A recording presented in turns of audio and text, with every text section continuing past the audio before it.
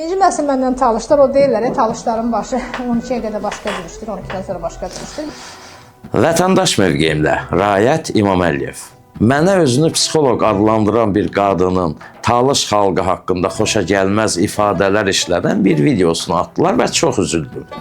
Onu deyim ki, əziz Talış xalqının nümayəndələri, belə adamlara fikir vermək lazım deyil. İndi elə bir zamandır ki, üzr istəyirəm ifadəmə görə, itə də daş atırsan, gedib psixoloqa dəyir. Hələ 3 aylıq kursa gedib olurlar psixoloq. Bu qadın məncə psixoloq deyil.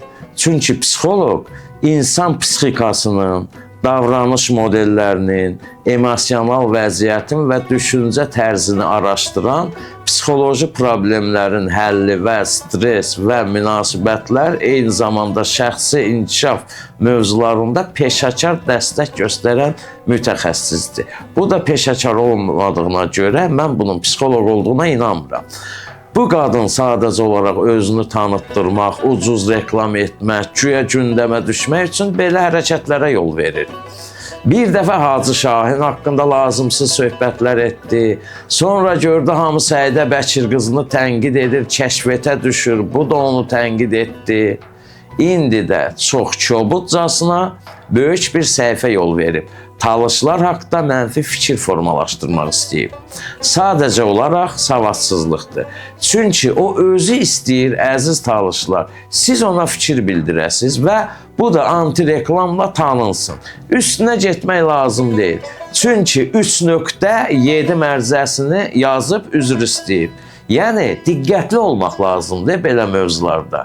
Talış xalqı qəhrəman xalqdır. Əgər bu qadın savadsız olmasaydı, bilərdi ki, Azərbaycanda ilk və yeganə 2 dəfə Sovet İttifaqı qəhrəmanı Həzi Aslanov Talış xalqının nümayəndəsidir. Savadsız olmasaydı, bilərdi ki, bugün milli qəhrəman Pəncəli Teymurov, eyni zamanda xeyriyyətçi Mübariz Məsimov, ən uzun ömürlü Şirəli Müslümov, incəsənət xadimlərinin içində, siyasi xadimlər içində, idman sahəsində yüzlərlə Talış xalqının nümayəndələrinin adını çəkmək olar.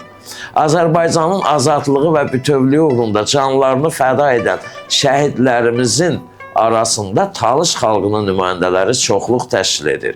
Güney Qafqazın ən qədim xalqlarından da Talış xalqı.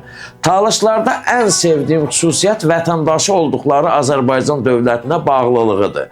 O vaxt Əlikram Hümbətov adlı bir qara güruhçu Azərbaycanı parçalamaq üçün Talış Muğam Respublikası yaratmaq istəyəndə ona ən ağır cavabı elə Talış xalqının nümayəndələri verdilər. Onun dövləti parçalamaq cəhdinin qarşısını ilk növbədə Talışlar aldılar.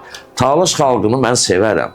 Bu dövlətin vətəndaşı olan türklərin, talışların, ləzgilərin, avarların və ya adlarını sadalamağa vaxtım çatmayan bütün digər xalqların birliyi sayəsində bugün Azərbaycan ayaqdadır. Eşq olsun bu ölkəni vətən hesab edən bütün millət və xalqlara. Ona görə də kimlərləsə şəxsi qərəzlik varsa, ilk növbədə onun milli mənsubluğuna və şəxsi həyatına müdaxilə yol verilməzdir. Cəzası ağırdır. Yaşasın Azərbaycanın qəhrəman və ləyaqətli vətəndaşları.